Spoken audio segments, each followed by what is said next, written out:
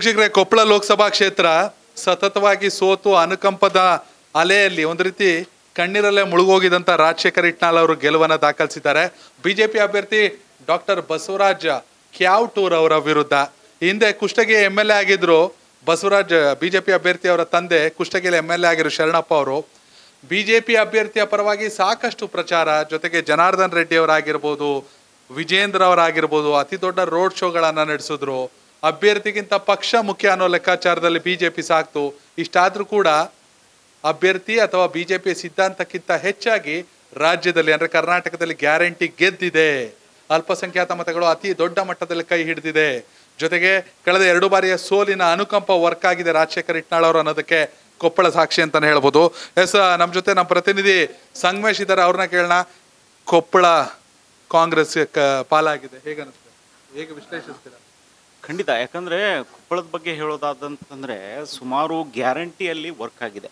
ಯಾಕಂದರೆ ಈಗ ಕಾಂಗ್ರೆಸ್ನವ್ರು ಕೊಟ್ಟಿರ್ತಕ್ಕಂಥ ಸಾಕಷ್ಟು ಗ್ಯಾರಂಟಿಗಳು ಏನಪ್ಪ ಅಂದ್ರೆ ಅಲ್ಲಿ ಕೊಪ್ಪಳದಲ್ಲಿ ವರ್ಕ್ ಆಗಿರುವಂಥದ್ದು. ಮತ್ತು ಒಂದು ಕಡೆ ಏನಂತಂದರೆ ಕರಡಿ ಸಂಗಣ್ಣ ಅವರು ಒಂದು ಪಕ್ಷದಿಂದ ಒಂದು ಏನಪ್ಪ ಕಾಂಗ್ರೆಸ್ಸಿಗೆ ಸೇರ್ಪಡೆ ಆಗಿರುವಂಥದ್ದು ಕೂಡ ಅತಿ ದೊಡ್ಡ ಫ್ಯಾಕ್ಟ್ ಅಂತಲೇ ಹೇಳ್ಬೋದು. ಯಾಕಂದರೆ ಹಾಲಿ ಸಂಸದರು ಏನು ಕರಡಿ ಸಂಗಣ್ಣ ಅವರಿದ್ದರು, ಅವರಿಗೆ ಟಿಕೆಟ್ ತಪ್ಪಿದ ನಂತರ ಅವರು ಸಾಕಷ್ಟು ಏನಪ್ಪ ಅಂತಂದರೆ ಟಿಕೆಟ್ ಗಿಟ್ಟಿಸ್ಕೊಳ್ಳಲು ಪ್ರಯತ್ನ ಕೂಡ ಮಾಡಿದರು. ಆ ಟಿಕೆಟ್ ಏನು ಅವರಿಗೆ ಸಿಗೋದಿಲ್ಲ ಅನ್ನೋ ಒಂದು ಏನು ಫೈನಲ್ ಯಾವಾಗ ಗೊತ್ತಾಯಿತು, ಅವಾಗ ಕಾಂಗ್ರೆಸ್ ಸೇರ್ಪಡೆ ಆದ ನಂತರ ಅದು ಏನು ಇವಾಗ ಗೆಲುವು ನೋಡ್ಬೋದು ನೀವು, ಎಷ್ಟು ಸಾವಿರ ಗೆಲುವು ಇದೆಯಲ್ಲ ಎಷ್ಟು ಸಾವಿರ ವಿನ್ ಆಗಿದೆಯಲ್ಲ ಅದು ಏನಪ್ಪ ಅಂತಂದರೆ ಕರಡಿ ಸಂಗಣ್ಣ ಅವರ ಎಫೆಕ್ಟ್ 100% ಆಗಿರುವಂಥದ್ದು. ಹೌದು, ಯಾಕಂದರೆ ಪ್ಯೂರ್ಲಿ ಏನಪ್ಪ ಅಂತ ಅವರು ಓಟೇ ಅವ್ರದ್ದು ಏನಪ್ಪ ಅಂತಂದರೆ ಮೈನಸ್ ಆಗಿರುವಂಥದ್ದು.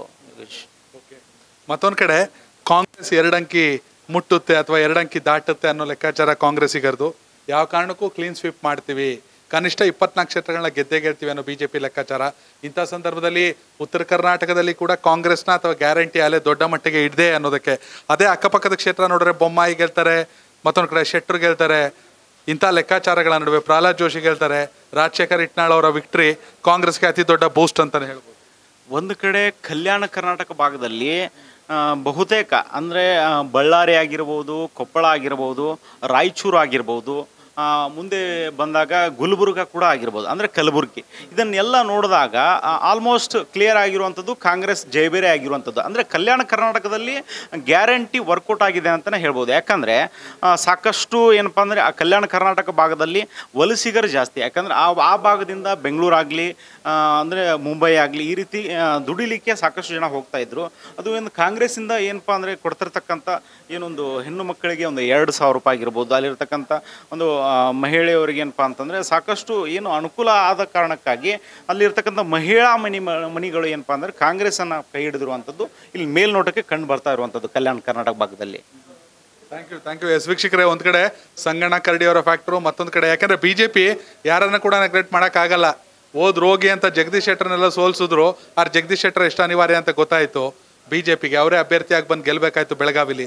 ಇದೇ ರೀತಿ ಸಂಗಣ್ಣ ಕರಡಿ ಅವ್ರನ್ನ ಕೂಡ ನೆಗ್ಲೆಕ್ಟ್ ಮಾಡಿದ್ರು, ಸೂಕ್ತ ಸ್ಥಾನಮಾನ ಕೊಡಲಿಲ್ಲ ಅಥವಾ ಸರಿಯಾದ ರೀತಿ ಎಕ್ಸಿಟ್ ಕೊಡಲಿಲ್ಲ. ಅದರ ಪ್ರತಿಫಲ ಜೊತೆಗೆ ಗ್ಯಾರಂಟಿ ಯೋಜನೆ ಎಲ್ಲವೂ ಕೂಡ ಕೊಪ್ಪಳದಲ್ಲಿ ರಾಜಶೇಖರ್ ಹಿಟ್ನಾಳ್ ಅವರಿಗೆ ಕೈ ಹಿಡಿದಿದೆ ಅಂತಲೇ ಹೇಳ್ಬೋದು. ಕೊಪ್ಪಳ ಲೋಕಸಭಾ ಕ್ಷೇತ್ರದ ಫಲಿತಾಂಶದ ಬಗ್ಗೆ ನಿಮ್ಮ ಅಭಿಪ್ರಾಯನ ಕಾಮೆಂಟ್ ಮಾಡಿ. ಧನ್ಯವಾದಗಳು.